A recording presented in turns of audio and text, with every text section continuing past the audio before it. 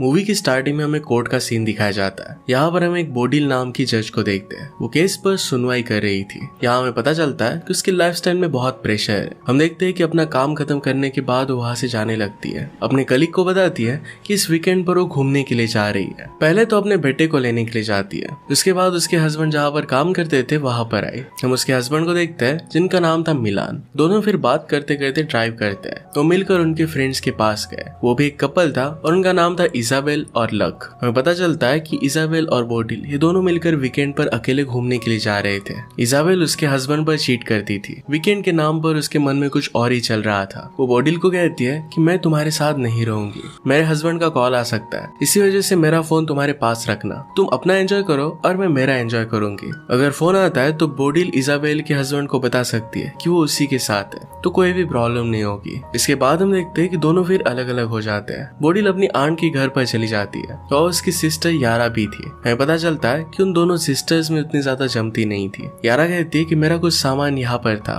वो लेकर मैं यहाँ से जा रही हूँ। वो फिर वहाँ से चली गई। इजाबेल एक होटल के कमरे में रहती है। वहाँ पर वो बहुत एंजॉय करती है। बोडिल की कॉन्फ्रेंस थी और वो वहाँ पर गए। वहाँ पर वो अपने और इजाबेल दोनों के मोबाइल से फोटो खींचकर मिलान और लक को भेज देती है ताकि उनको लगे कि वो साथ साथ है। यहाँ पर प्रेजेंटेशन शुरू होता है। वहाँ पर हमारा और एक मेन कैरेक्टर जिसका नाम था सैमुअल ये प्रेजेंटेशन दे रहा था। बोडिल उसकी प्रेजेंटेशन से काफी इम्प्रेस थी। जब वो प्रेजेंटेशन दे रहा था तो बीच बीच में बोडिल का फोन बजता है। इसे सैमुअल की नजर उस पर पड़ती है। प्रेजेंटेशन के बाद हम देखते हैं कि सैमुअल और बोडिल एक दूसरे से बात करने लग गए थे। दोनों के बीच में एक अच्छी बॉन्डिंग हो जाती है। इसके बाद वो दोनों बोट राइडिंग के लिए जाते हैं। बोडिल फिर उसे अपने घर पर लेकर गए। एक दूसरे के साथ वो इंटीमेट होते हैं और बहुत सारा टाइम अच्छे से स्पेंड करते हैं। दूसरी तरफ हम देखते हैं कि इजाबेल भी एक बार में जाती है और वहां पर एंजॉय कर रही थी। वहां पर एक आदमी को पैसे देती है। ये पैसे उसने किस लिए दिए थे इसका राज हमें मूवी में आगे पता चलेगा। दूसरी तरफ हम देखते हैं कि बोडिल अपने घर पर आने के बाद फिर से फोटोज क्लिक करती है। अपने हस्बैंड मिलान और लक को भेज देती है। अगली सुबह हम देखते हैं कि बोडिल को लक का कॉल आता है। बोडिल ने फोन उठाया और लक को कहती है कि इजाबेल नहाने के लिए गई है। लक उससे कहता है कि उसका पैर टूट गया है। वो चाहता था कि इजाबेल जल्दी से घर पर आ जाए और उसका ख्याल रखे। उसने उसकी प्लेन की टिकट भी बुक कर दिए थे। बोडिल फिर इजाबेल को कॉल करती है। एक्चुअल में इजाबेल के पास और एक फोन था जिसका नंबर सिर्फ बोडिल के पास था। बोडिल उसे बता देती है कि तुम्हारे हस्बैंड के पैर पर चोट लग गई है, जल्दी से घर के लिए निकलो। इजाबेल उससे कहती है कि मेरा फोन तुम्हारे पास है, तुम्हारे घर आकर मैं उसे लेकर जाऊंगी। बोडिल कहती है कि मेरे पास कोई और प्लान है, लेकिन घर पर तुम्हारा फोन मैं टेबल पर छोड़ दूंगी, तुम आकर लेकर जाना। इजाबेल इसके लिए मान जाती है। इसके बाद बोडिल और सैमुअल दोनों बीच पर चले जाते हैं। वो मिलकर बहुत मजे करते हैं। ये सब बोडिल तो एंजॉय कर रही थी पर उसे याद आता है कि वो शादीशुदा है। वो सैमुअल को क्लियर कर देती है, कहती है कि हम दोनों एक साथ हैं। इसका मतलब ये नहीं कि मैं तुमसे प्यार करने लग गई हूँ। मेरा हस्बैंड है और मेरी एक पूरी अलग जिंदगी है। आज के बाद हम दोनों के बीच में कोई रिलेशनशिप नहीं रहेगी। तुम अपने रास्ते चले जाओगे और मैं मेरे रास्ते।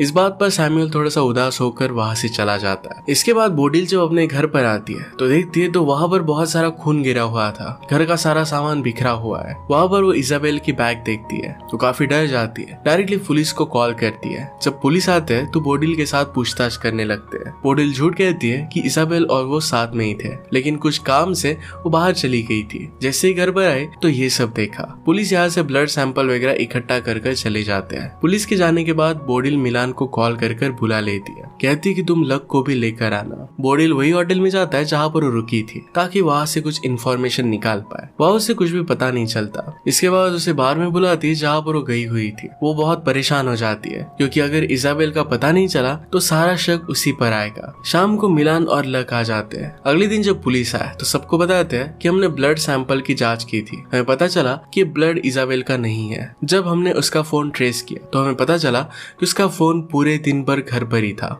यहाँ पर बोडिल कहती है कि हम दोनों का फोन एक ही जगह पर था। मैं अपने फ्रेंड सैमुअल के साथ घूमने के लिए गई थी। आप अगर चाहो तो उससे पूछ सकते हो। इस सब में मेरा कुछ हाथ नहीं है। यहाँ पर अभी भी बोडिल ने सच्चाई पता ही नहीं थी। थोड़ी देर बाद अपने हस्बैंड को सच्चाई बता देती है कि इजाबेल होटल में रुकी थी। अगले दिन बोडिल को कॉल आता है और वो सब लोग पुलिस स्टेशन पहुंच जाते हैं। पुलिस उन्हें बताती है कि उन्हें कातिल का फोन मिला है। उसके फोन में एक फोटो थी, इसमें इजाबेल की डेड बॉडी है। डेड बॉडी को देखकर ऐसा लगता है कि किसी ने उसके गले पर एक वायर लगाकर उसे मार दिया हो। कातिल ने किसी को डार्क वेब वेब पर मैसेज किया था और कहा था कि मेरा काम हो गया। यहाँ पर पुलिस को शक है कि किसी आदमी ने इजाबेल को मारने की साजिश की है। उसका यूजर नाम था ज़ैटकिन। ये सारे मैसेजेस डार्क वेब पर हुए थे और इसी वजह से पुलिस उसे ट्रैक नहीं कर पाती। नेक्स्ट सीन में हम लक को देखते हैं जो काफी दुखी हो गया था। अगले दिन पुलिस बोडिल को कहती है कि हमने सैमुअल से बात की थी और उसने आपको पहचानने से मना कर दिया है। इससे पुलिस का बोडिल के खिलाफ शक और भी गहरा होने लगता है। सब सुनकर बोडिल बहुत ही ज्यादा परेशान हो जाती है और अंदर से टूट जाती है। नेक्स्ट हम देखते हैं कि बोडिल के घर पर एक कुरियर आता है। इसके अंदर एक बुक थी। ये बुक लक ने लिखी हुई थी। यहाँ पर बोडिल बहुत परेशान थी और इस बुक को नहीं पढ़ती। ये किताब छोड़कर वो चली जाती है। जब रात में सब लोग मिलकर डिनर कर रहे थे तो यहाँ पर लक भी था। अपनी पुरानी बातों को याद कर रहा था। इजाबेल ने उसे जो मैसेज किए थे ये वो दिखा रहा था। वो बहुत ही ज्यादा दुखी था। यहाँ बोडिल उसे सारी सच्चाई बता देती है कि इजाबेल उसके साथ नहीं थी। वो अलग अलग होटल में रह रहे थे। अगले सीन में हम देखते हैं कि बोडिल ने न्यू लॉयर हायर किया था। वो लॉयर को सारी सच्चाई बता देती है। वहाँ पर लॉयर उसे कहता है, देखो अगर तुमने अपना बयान बदला तो पुलिस तुम पर ही शक करेगी और झूठी गवाही देने के केस में तुम्हें जेल में डाल देगी। पर इस बार बोडिल ने डिसाइड कर लिया था कि पुलिस को सब कुछ सच सच वो बता देगी और ऐसा ही करती है। पुलिस ऑफिसर ये सुनकर काफी गुस्सा हो जाती है। पुलिस उसे कहती है कि हमारा सारा शक अब तुम पर ही है। क्या तुम्हें पता है कि अपना बयान बदलना कानूनी जुर्म है? बोडिल कहती है कि मैंने जो भी कहा ये सब कुछ सच है। रात को जब बोडिल सो रही थी तो वहाँ पर लक आ जाता है। उसे कहता है कि तुम अफेयर करती हो और खुद के जुर्म छुपाने के लिए मेरी वाइफ को बदनाम कर रही हो। लक बहुत ही दुखी था। वो कहता है कि मैं मेरी वाइफ से बहुत प्यार करता था और इसकी जाने की वजह सिर्फ तुम हो। बोडिल बहुत डर जाती है लेकिन मिलान उसे लेकर जाता है। वो उसे कहता है कि लक अपनी सही हालत में नहीं है। वो बहुत ज्यादा दुखी है। वो जो भी कह रहा है इसे दिल पर मत लेना। वो धीरे धीरे ठीक हो जाएगा। अगले दिन इंटरनेट पर वो सर्च करती है कि सैमुअल कहाँ पर पड़ा था। एड्रेस मिलने के बाद वो सैमुअल को मिलने के लिए गई। उससे पूछती है आखिर में तुमने ऐसा किया क्यों? अपने बयान को तुमने बदल क्यों दिया? तुम्हारे बयान की वजह से बुरी तरीके से मैं फंस चुकी हूँ। सैमुअल ने कहा कि तुमने ही कहा था कि बाद में हम दोनों एक दूसरे के साथ नहीं है। जैसा तुमने कहा था मैंने वैसा ही किया। अगर तुम चाहो तो मैं पुलिस को सच सच बता सकता हूँ। इतने में वहाँ पर बोडिल के पास पुलिस का कॉल आता है। जब बोडिल पुलिस के पास पहुंचती है तो पुलिस उसे एक वीडियो दिखाती है। वीडियो के अंदर हमें पता चलता है कि इजाबेल और एक लड़की है। दोनों आपस में इंटीमेट हो रहे थे। इजाबेल लेस्बियन थी और लक के साथ खुश नहीं थी। जब बोडिल दूसरी लड़की की शक्ल देखती है तो बहुत ही सरप्राइज्ड हो जाती है। ये वही लड़की थी जिसे इजाबेल ने एज अ सिस्टर इंट्रोड्यूस किया था। तो उसकी सिस्टर नहीं थी तो उसके साथ उसका अफेयर चल रहा था। उसका नाम यारा था। पुलिस को लगता है कि यारा ने उसका मर्डर किया होगा, इसलिए उसका पासवर्ड अपने पास रख लेते हैं ताकि वो देश से बाहर ना जा सके। नेक्स्ट सीन में हम देखते हैं कि बोडिल लक से मिलने के लिए जाती है। उसकी दिमागी हालत अब सही नहीं लग रही थी। उसे समझाने की वो कोशिश करती है पर लक बहुत दुखी था। वो कहता है कि मैं इजाबेल से बहुत प्यार करता था, फिर भी उसने मेरे साथ ऐसा किया क्यों? वो बहुत दुखी हो जाता है। बोडिल भी इस बात से दुखी होती है। जब वो और मिलान किचन में जाते हैं तो अपने में ही खो जाते हैं जैसे कुछ हुआ नहीं था। अगले दिन हम देखते हैं कि यारा बोडिल से मिलने के लिए आती है। कहती है कि मुझे इस देश से बाहर जाना है, लेकिन उसके पास पासपोर्ट नहीं था।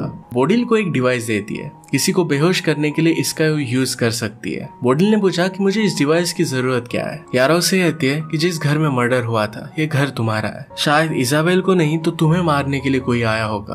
तुम्हें अपने खुद का ख्याल रखना चाहिए। बोडिल को ये बात सच लगती है। उसे लगने लगता है कि उसके जान के पीछे कोई है। वो डिवाइस अपने साथ रख लेती है। इसके बाद उसे हमेशा लगने लगता है कि उसके जान के पीछे कोई है। वो डिस्टर्ब हो जाती है और बहुत सारी दवाइयां भी लेती है। जब शाम को बोडिल को उसके बेटे का कॉल आता है, वो कहता है कि उसे किसी प्रोजेक्ट के लिए कुछ फाइल्स की जरूरत है, तो पापा के लैपटॉप में देखो। जब फाइल्स ढूंढने के लिए बोडिल ने अपने हस्बैंड का लैपटॉप देखा तो उस लैपटॉप में एक उसे वीडियो मिलता है। ये उसका खुद का था। यहाँ पर पता चलता है कि घर का सीसीटीवी कैमरा उसने लैपटॉप पर अटैच किया है। इसमें बोडिल और सैमुअल की सारी अच्छी बातें थी। साथ में पिछले कुछ टाइम की वीडियो भी थी। इसमें वो जिसके साथ इंटीमेट हो रही थी इसके वीडियोस थे। उसे पता चलता है कि मिलान काफी समय से उस पर नजर रख रहा है। शायद उसने सैमुअल के साथ वो इंटीमेट हुई थी ये वीडियो भी देख ली हो। उसे लगता है कि उसके पति ने ही सब कुछ किया हुआ है, वही उसे मारना चाहता है। ये सब देखने के बाद उसे अपने बेगुनाही साबित करने की अपॉर्चुनिटी मिलती है। वो लैपटॉप लेकर तुरंत ही पुलिस के पास पहुंच जाती है ताकि वो बता सके कि जब मर्डर हुआ था तो वो सैमुअल के साथ थी। जैसे वो लैपटॉप ओपन करती है तो देखती है तो सारी वीडियोस किसी ने डिलीट कर दी थी। वो डर जाती है और पुलिस के सामने कहने लग जाती है कि प्लीज मुझे अरेस्ट कर लो, मेरी जान को खतरा है, कोई मुझे मारना चाहता है। पुलिस कहते हैं कि इस तरीके से हम तुम्हें अरेस्ट नहीं कर सकते।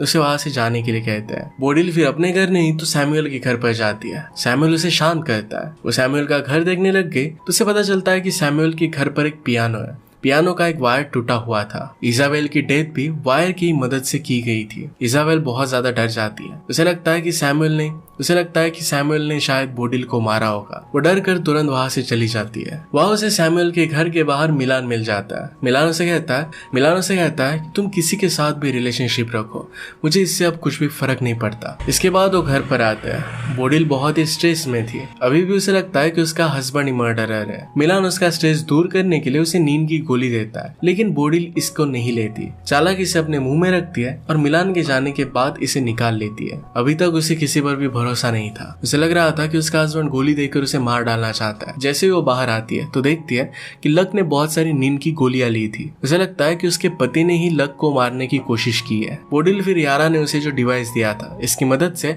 अपने हस्बैंड को बेहोश कर देती है। पुलिस को फिर फोन करने के लिए जाती है। उसे लगता है कि उसके हस्बैंड ने सब कुछ किया है। मिलान उसे समझाने की कोशिश करता है कि उसने ये सब नहीं किया, पर उसकी बात नहीं सुनती।